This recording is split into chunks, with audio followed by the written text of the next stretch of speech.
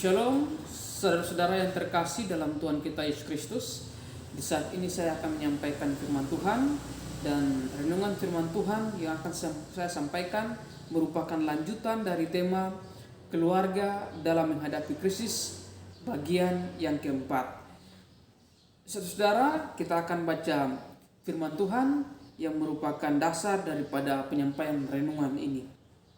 Kejadian pasal yang ke-12 ayat yang ke-10. Ketika kelaparan timbul di negeri itu, pergilah Abram ke Mesir untuk tinggal di situ sebagai orang asing, sebab hebat kelaparan di negeri itu. Pada waktu itu ia akan masuk ke Mesir.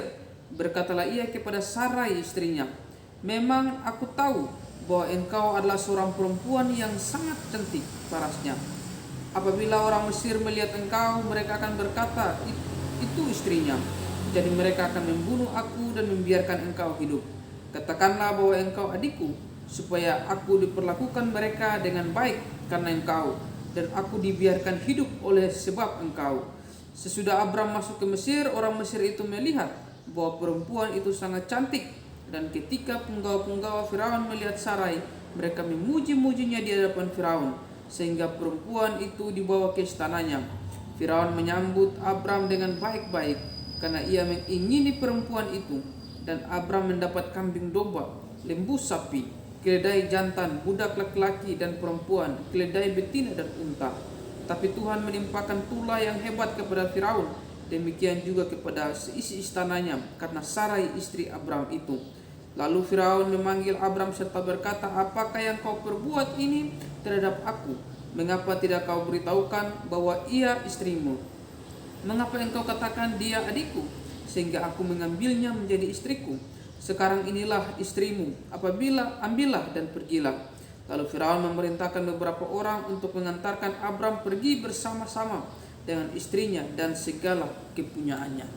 Saudara-saudara yang terkasih, di dalam bagian keempat ini yang saya soroti adalah sikap Abraham ketika krisis melanda keluarganya, saudara. Dan salah satu sikap yaitu adalah dia ketakutan. Nah, ketakutan yang dialami oleh Abraham ini itu luar biasa. Saudara yang terkasih, ketika dia mengalami ketakutan, maka ada berbagai hal yang dia lakukan. Nah, Abraham lari ke Mesir dan dia melakukan kebohongan untuk kepentingan dirinya sendiri.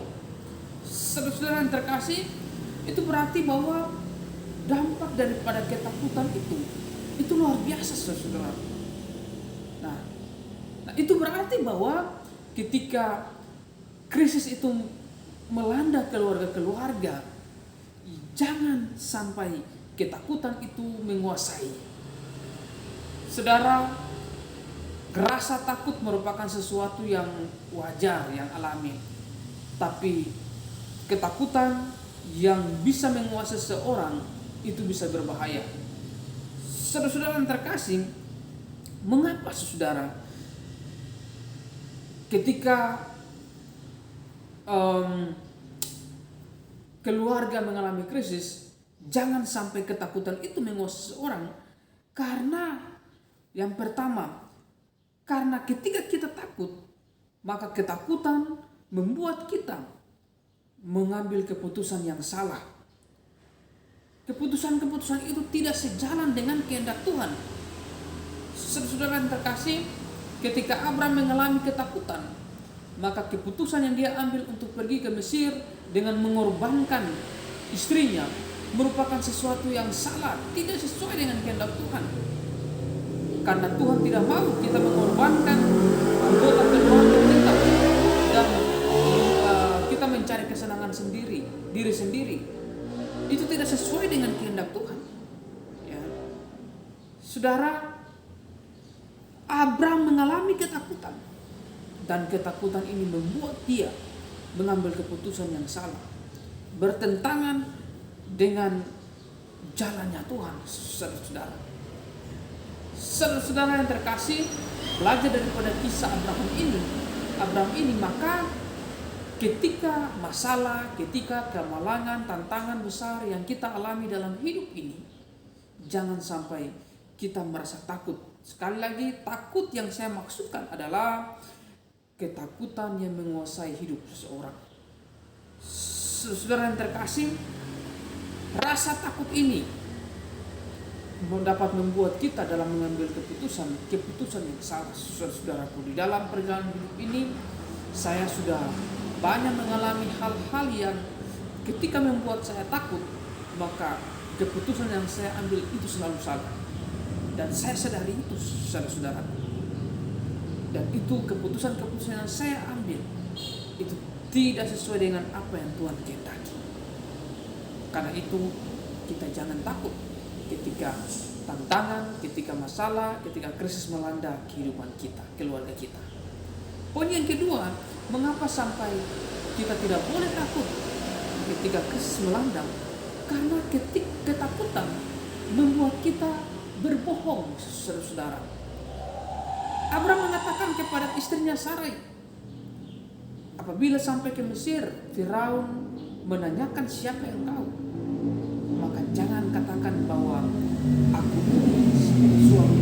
Nanti Firaun akan membunuh.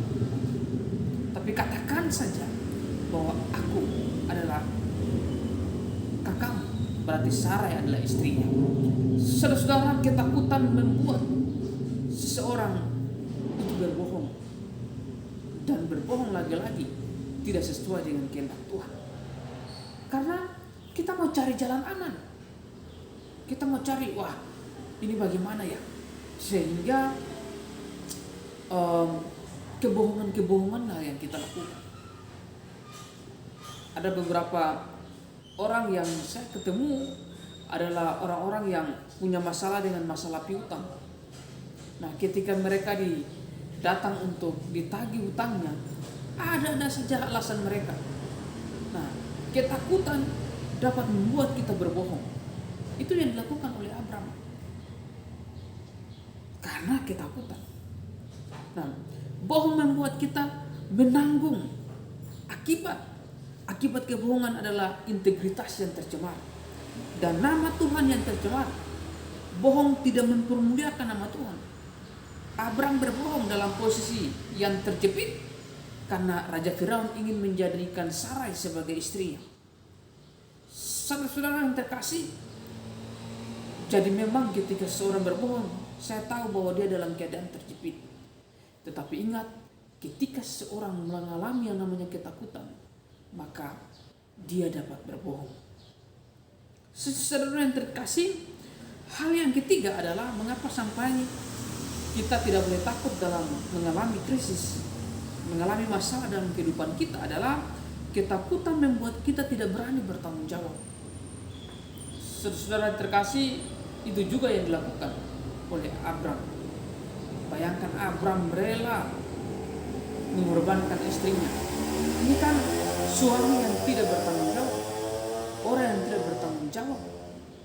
Karena istrinya, keselamatan istrinya ada di dalam tangan Firaun, di dalam tangan Abraham. Abraham sebagai suami harus bertanggung jawab atas keselamatan istri, atas kebutuhan istri, ya. Tetapi saudaraku, ketakutan membuat dia tidak bertanggung jawab, bahkan lari dari tanggung jawab. Nah, itu berarti fatal sekali, saudaraku. Saudara yang terkasih dalam Tuhan kita Yesus Kristus, hal yang terakhir adalah mengapa sampai kita tidak boleh takut dalam menghadapi krisis? Karena ketakutan membuat kita lupa akan Tuhan. Saudara, Abraham adalah salah satu tokoh iman di dalam Alkitab yang menjadi teladan bagi orang-orang percaya. Saudara, dalam kasus ini dia lupa akan Tuhan. Dia lupa. Tuhan sudah menuntun dia keluar dari Ur Kasdim. Dia lupa bahwa Tuhan menyelamatkan dia dari cengkraman-cengkraman musuh. Dia lupa akan semua perbuatan-perbuatan Tuhan yang luar biasa, yang sudah banyak tolong dia. mujizat-mujizat yang dia alami. Saudara-saudaraku yang terkasih, jadi ketika ketakutan itu menimpa kita, kita alami, maka ketakutan itu membuat kita lupa akan Tuhan. Lupa bahwa Tuhan lebih besar daripada ketakutan itu. Lupa bahwa Tuhan lebih luar biasa. Lupa bahwa pengalaman-pengalaman yang Tuhan sudah izinkan kita alami dengan Tuhan dan banyak pertolongan Tuhan. Nah, itulah yang dialami oleh bangsa Israel ketika mereka mau keluar dari Mesir, dan banyak hal yang mereka alami. Salah satunya ketika mereka mau melewati danau Tiberus, saudara-saudara, ya kan? Mereka mempersalahkan Musa, padahal Tuhan sudah tolong mereka luar biasa. Tuhan tolong mereka, tiang awan, tiang api sebagai tanda penyertaan Tuhan bagi mereka, ya kan? Tuhan kasih makan mereka di padang gurun, mana dengan mana, saudaraku. Ada banyak hal, tapi karena ketakutan itu membuat mereka lupa tangan Tuhan yang selalu menolong mereka, saudaraku. Saudara, Alkitab mengatakan bahwa pencobaan-pencobaan yang kamu alami adalah pencobaan-pencobaan biasa yang tidak melebihi kekuatanmu. Itu berarti ketika krisis melanda, kemalangan melanda, ingat bahwa itu belum melewati kekuatan kita. Dan Tuhan pasti menolong kita. Itu yang harus kita yakini, bahwa Tuhan pasti menolong kita. Ya. Jadi kalau misalnya ketakutan itu menguasai kita, waduh, lupa semua. Ya. Padahal Tuhan sudah setiap hari tolong kita. Ketika kita susah, ketika kita begitu sulit dalam hidup, dalam rumah tangga, persoalan sebesar apapun, dan dari hari ke hari Tuhan sudah menolong kita, tapi ketakutan itu dapat membuat kita lupa akan rencananya, lupa akan perbuatan Tuhan bagi kita, lupa akan semua yang Tuhan pernah lakukan dalam kehidupan kita. Saudara yang terkasih, itu berarti jangan takut di dalam menghadapi krisis. Ya. Saudara punya masalah, saya punya masalah, kita semua punya masalah. Itu berarti saudara yang terkasih, jangan sampai, kalau ketakutan yang wajar ya tidak persoalan, ya kan?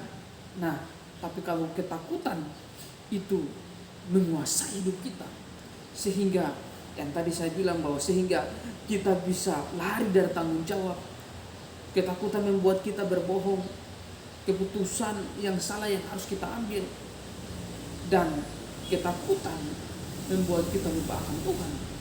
Berarti ketika masalah itu datang, ingat hal ini, saudara. Apakah ketakutan itu menguasai kita? Mungkin saudara yang saat ini, takut, nanti bagaimana ya? Ya, saya punya keluarga bagaimana, anak-anak makan apa? Segala macam di dalam situasi pandemi corona yang membuat semakin sulit ekonomi. Ya. Tapi saudaraku yang terkasih, Tuhan di pagi ini mengajarkan kita semuanya supaya kita jangan takut. Karena apa, saudaraku? Karena ketakutan membuat kita mengambil keputusan yang salah, membuat keputusan yang salah yang tidak sejalan dengan kehendak Tuhan. Karena apa? Karena ketakutan dapat membuat kita berbohong, bersaksi dusta, dan itu menyakitkan hati Tuhan. Karena ketakutan juga dapat membuat kita lari dari tanggung jawab, tidak berani bertanggung jawab. Dan poin yang keempat, ketakutan membuat kita lupa akan Tuhan. Karena itu saudara-saudara, jangan takut. Jangan takut. Ada begitu banyak kata dalam Alkitab mengenai jangan takut. Ya kan? Itu berarti Tuhan mau bilang buat kita bahwa kita jangan takut. Tuhan beserta dengan kita. Tuhan Yesus memberkati saudara. Hadapilah semua persoalan hidup yang akan terus terjadi kalau kita masih hidup di muka bumi ini. Tuhan Yesus memberkati kita semua. Haleluya. Amin.